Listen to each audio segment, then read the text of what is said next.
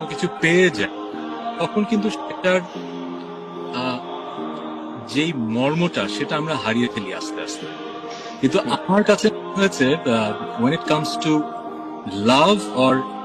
any deep rooted meaning যেটা আপনি চাচ্ছেন আপনার জীবনে, এটা যদি দূর থেকে আপনি অ্যাপ্রিসিয়েট করেন এবং এটা যদি না পান তাহলে ওই ফিলিংটা সারা জীবন থেকে যায়। সো চাঁদের আলোটা ইজ রূপক অর্থে ফর দোজ ফিলিংস, যেমন একটা মানুষ অথবা এমন একটা কোনো কিছু যেটা আমার তার প্রতি অনেক ভালোবাসা, কিন্তু আমি তাকে যে পাবো না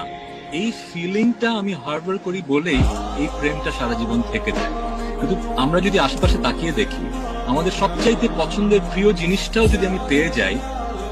তখন কিন্তু আমরা কদর করতে পারি না। যেমন আমি হয়তো অনেকদিন দেখেছি আমার লিভিং রুমে একটা গ্র্যান্ড পিয়ানো থাকবে, আমি হয়তো ভাবতাম যে যখনই থাকবে আমি হয়তো এভরিডে 3-4 ঘন্টা বাজাবো, কিন্তু এখন আমার এখানে বড় একটা পিয়ানো পড়ে আছে কিন্তু এভরিডে